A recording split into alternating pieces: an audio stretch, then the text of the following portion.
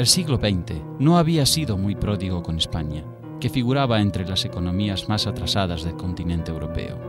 En 1930 contaba con 23,5 millones de habitantes y la mitad de su población, económicamente activa, estaba ocupada en tareas agrícolas. Su estructura social estaba caracterizada por los extremos, ricos muy ricos y pobres muy pobres, como consecuencia de las políticas excluyentes de los últimos 50 años. El problema de España era esencialmente el de su estructura agraria. España tenía la particularidad que compartía con algunos países del este de Europa de tener una amplísima población campesina. Es decir, en el campo aquí no había habido un proceso de industrialización rápido que hubiera vaciado el campo de campesinado sin tierra, sino que uno de los grandes problemas de España era que el campesinado sin tierras permaneció en el campo. La burguesía española era débil, o las burguesías eran débiles, justamente por esto, por la falta de un desarrollo industrial potente, y desde luego las clases hegemónicas eran el gran latifundismo agrario, los grandes latifundistas, y una cierta burguesía industrial potente en Cataluña, en el País Vasco, de modo que era una estructura de clases atrasada, digámoslo así. Si no se entiende bien que el país estaba socialmente atrasado, no se entendería la República. El poder político y el económico estaban en manos de una cerrada oligarquía propietaria de los latifundios agrarios, de los bancos y de las grandes industrias catalanas y vascas. Compartiendo en parte esos privilegios, figuraban dos instituciones tradicionales de la España eterna, la Iglesia y el Ejército.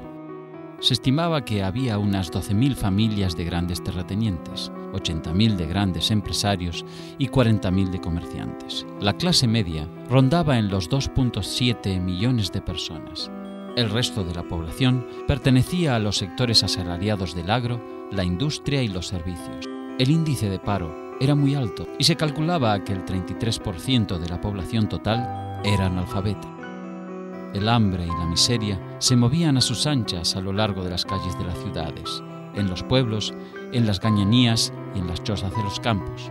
La llegada de la República va a recrear las esperanzas de los sectores bajos y medios y generará duras y continuas resistencias en la clase alta y sus instituciones. En 1931, el rey Alfonso XIII llevaba 28 años en el trono. Había sido coronado en 1902, en un periodo muy crítico de la vida española. En 1898 se habían perdido las últimas colonias, Cuba, Puerto Rico y Filipinas, a manos de Estados Unidos. La derrota perjudicó a sectores económicos, aunque otros se vieron beneficiados por la importación de capitales cubanos. En cambio, originó una gran crisis cultural con particular incidencia entre los intelectuales. Se iniciaba la industrialización y la modernización, pero sus estructuras políticas y sociales eran inadecuadas. En 1923, el general Miguel Primo de Rivera puso fin a la etapa de gobiernos surgidos de partidos monárquicos e instauró una dictadura que inicialmente contó con el apoyo de los terratenientes, la burguesía, el ejército, la Iglesia y el propio rey. Primo de Rivera prohibió los partidos y disolvió las cortes, estableció la censura de prensa y adoptó el estado de guerra interna. Creó una milicia llamada Somatén Nacional que puso al servicio del gobierno y reprimió los movimientos sociales de protesta. Practicó una política dura contra los nacionalismos y formó un partido único, la Unión Patriótica. Persiguió a los anarquistas y declaró ilegal su central sindical, la CNT. En cambio, mantuvo entendimientos con la Unión General de Trabajadores, que agrupaba a los sindicatos vinculados al Partido Socialista. 1930 es el final de un régimen que no es solamente una crisis política, como pudo haber habido a lo largo de toda la historia del siglo XIX en España. Hay crisis políticas importantes, como es la del año 1917, donde la Asamblea de Parlamentarios se reúne en Barcelona y quieren cambiar el régimen, pero no se ponen de acuerdo ni los sindicatos, ni se ponen de acuerdo los partidos políticos y sobre todo los partidos monárquicos.